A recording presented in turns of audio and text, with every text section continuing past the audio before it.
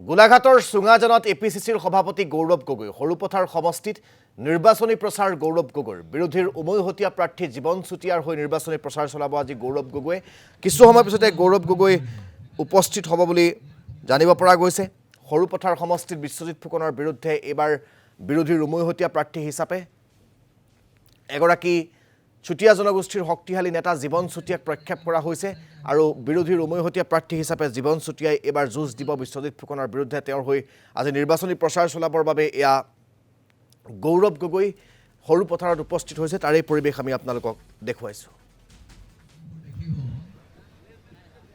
আমি দৃশ্যবোৰ আপোনালোকক দেখুৱাইছোঁ জীৱন চুতীয়াৰ প্ৰতি মানুহে সমৰ্থন আগবঢ়াইছে সৰুপথাৰত এবাৰ আৰু সেই যি কাৰ্যসূচী আজিৰ দিনটোত আছে সেই কাৰ্যসূচীস্থলীৰ পৰা এই মুহূৰ্তত আমাৰ সৈতে সংযুক্ত হৈছে আমাৰ গোলাঘাটৰ ব্যুৰ মুস্তাক হুছেইন মুস্তাক এবাৰ বিশ্বজিৎ ফুকনৰ সন্মুখত জীৱন চুতীয়াৰ প্ৰত্যাহ্বান জীৱন চুতীয়াৰ প্ৰতি ৰাইজেও সঁহাৰি দিছে আজি গৌৰৱ গগৈয়ে তেওঁ হৈ নিৰ্বাচনী প্ৰচাৰ চলাব আজি কেইখন নিৰ্বাচনী প্ৰচাৰ কাৰ্যসূচী সভা আছে কেনেকুৱা ধৰণৰ কি কাৰ্যসূচী আছে কিমান লোকৰ সমাগম হৈছে সকলোখিনি মই জানিব বিচাৰিছোঁ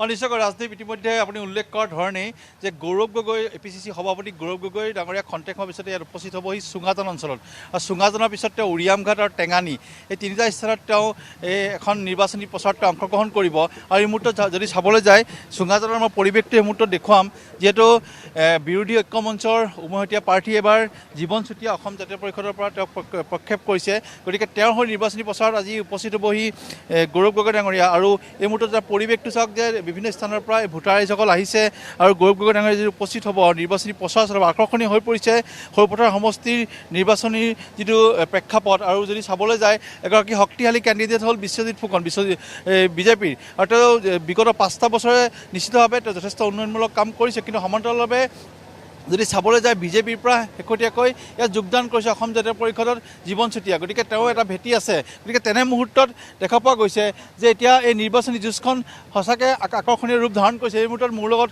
ৰাজু ফুকন ডাঙৰীয়া আছে অসম জাতীয় পৰিষদৰ নেতা মই ৰাজু ফুকন ডাঙৰীয়াৰ পৰা এই মুহূৰ্তত জানিবলৈ যত্ন কৰিম যে নিৰ্বাচনৰ প্ৰচাৰ ইতিমধ্যে আৰম্ভ হৈ গৈছে গতিকে কেনেকুৱা হ'ব নিৰ্বাচনী এইবাৰ যুঁজখন বিশেষভাৱে সৰুপথাৰ সমষ্টিত কাৰণ নিশ্চিতভাৱে এগৰাকী শক্তিশালী কেণ্ডিডেট বিশ্বজিৎ ফুকন গতিকে কি ধৰণে নিৰ্বাচনী যুঁজখন হ'ব গৌৰৱ গগৈ ডাঙৰীয়া আজি উপস্থিত হ'ব এইবাৰ সৰুপথাৰ সমষ্টিৰ আমাৰ বিৰোধী ঐক্যৰ প্ৰাৰ্থী জীৱন চুতীয়াৰ প্ৰতীকটো হ'ল জাহাজ এটা সমন্বয়ৰ প্ৰতীক আমাৰ ইয়াত থকা বিভিন্ন জাতি জনগোষ্ঠী বড়ো মিচিং তিৱা কাৰ্বি চাহ জনগোষ্ঠী গোৰ্খা সম্প্ৰদায় আমি সকলো একত্ৰিতভাৱেৰে জাহাজত আমি সমন্বয়ৰ বাটেৰে বাট বুলি ক'লৈ যাম আমি দিছপুৰলৈ যাম সেই সিদ্ধান্ত ইতিমধ্যে সৰুপথাৰবাসীয়ে ইতিমধ্যে লৈ লৈছে যে ইয়াত যিটো ৰাজনৈতিক এটা চিণ্ডিকেট চলিছে ৰাজনৈতিকভাৱে আচলতে মানুহক নিশেষ কৰাৰ যিটো আদৰ্শগত পাৰ্থক্য থাকিলেও ৰাজনৈতিক নিশেষ কৰাৰ যিটো ষড়যন্ত্ৰ কৰিছে যাৰ কাৰণে নেকি আজিৰ তাৰিখত যিটো আঞ্চলিকতাবাদৰ ভেটি আছিল এইটো সৰুপথাৰ সমষ্টি এজিপিটো নিশেষ হৈ গ'ল এজিপিৰ মানুহবিলাক বিজেপিত জইন কৰাই কি কৰিলে এই ইয়াৰ বিধায়কগৰাকীয়ে কি কৰিলে এজিপিটো নিশেষ কৰিবৰ কাৰণে যি সিদ্ধান্ত গ্ৰহণ কৰিলে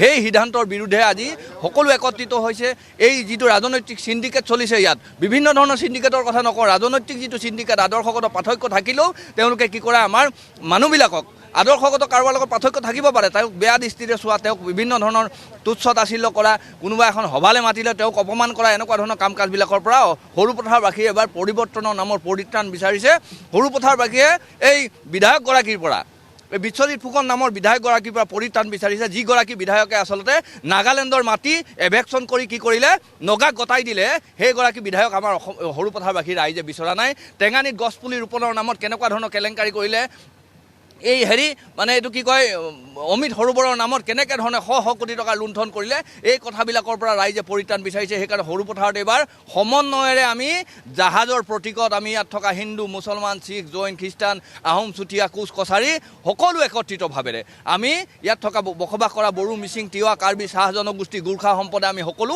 এই জাহাজৰ প্ৰতীকত সমন্বয়েৰে আমি জীৱন চুতীয়াক আমি দিছপুৰলৈ পঠিয়াম আপোনাক ক'ব লাগিব যে পূৰ্বতকৈ নিশ্চিতভাৱে সৰুপথাৰ সমষ্টিৰ উন্নয়নমূলক কিছু কাম কাজ হৈছে আৰু বিশেষভাৱে যদি চাবলৈ যায় তেওঁলোকে যিহেতু আঁচনিসমূহ দিছে তেখেতে অৰুণোদয় আঁচনি দিছে তেনে মুহূৰ্তত কিয় ভোটাৰে বা মহিলাসকলে কিয় ভোট দিব গতিকে গোটেই বিষয়টো জানিব বিগত দিনত আপুনি চাওক বিগত দিনৰ ইতিহাস চাওক এইবিলাক আঁচনি কংগ্ৰেছৰ দিনতো আছিল, আগৰ চৰকাৰবিলাকৰো দিনত আছিল, AGBৰ দিনতো আঁচনি আছিল।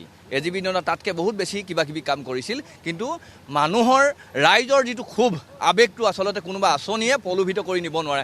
আমাৰ মহিলাসকলক ভাবিছে আঁচনি দি তেওঁলোকে কিনি ল'ব।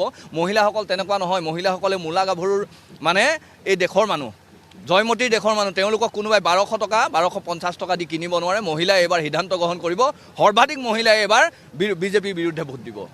মই মহিলাসকল আছে, যদি মানে ৰাজদীপ সম্ভৱ হয়, কাৰণ যথেষ্ট মহিলাসকলক আঁচনি দিছে, গতিকে মহিলাসকলো আহিছে। মই তেওঁৰ পৰা জানিব যত্ন কৰিম পৰিৱেশটো। বাইদেউ, গৌৰৱ গগৈ নিৰ্বাচনত আহিছে, কেনেকুৱা হ'ব এইবাৰ ইলেকশ্যন? নিৰ্বাচন কেনেকুৱা হ'ব সৰুপথাৰত? ভাল হ'ব। হয় নেকি? হয়। আচ্ছা, আপোনালোককতো বহুত আঁচনি দিছে বিজেপিয়ে, তেনে মুহূৰ্তত আপোনালোকে বিৰোধীক কেনেকৈ সহায় কৰিব? এতিয়া চাওক,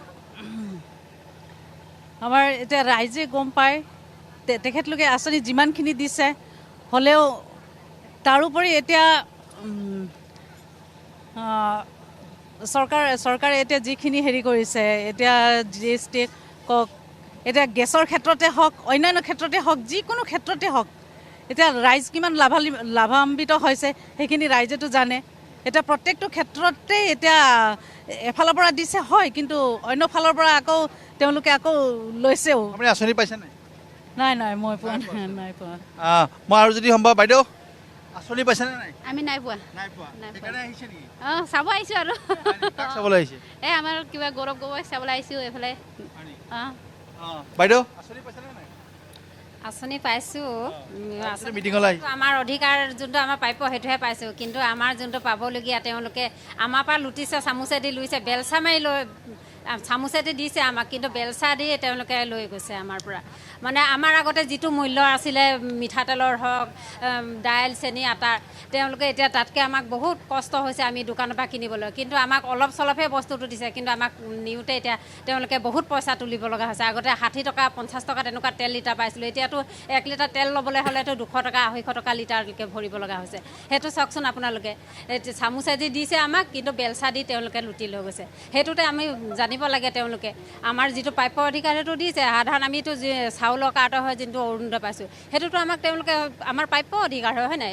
আমি চাউলটোতো প্ৰত্যেকে পাবই লাগিব। কি হ'ব এইবাৰ? এইবাৰ ইলেকশ্যন পূৰা জোৰদাৰ চলিব আমাৰ। কোন জিকিব পাৰে এইবাৰ? আমাৰ মতেতো আমাৰ জীৱন চুতীয়া, আমাৰ এতিয়া ৰাইজৰ দলৰ যোনগৰাকী আমাৰ প্ৰাৰ্থী উঠিছে, আমি দলে বলে তেওঁক আমি জিকাই নিবৰ কাৰণে আমি চেষ্টা কৰিম। আমাৰ মতেতো আমি জীৱন চুতীয়াকৈ ছাপোৰ্ট কৰিম। জীৱন চুতীয়া সকল সমৰ্থক আহিছে, আঁচনি পাইছে। মুস্তাক, আপোনাক ধন্যবাদ জ্ঞাপন কৰিছোঁ এই মুহূৰ্তত আমাক সৰুপথাৰৰ পৰা পৰিৱেশ দেখুওৱাৰ বাবে।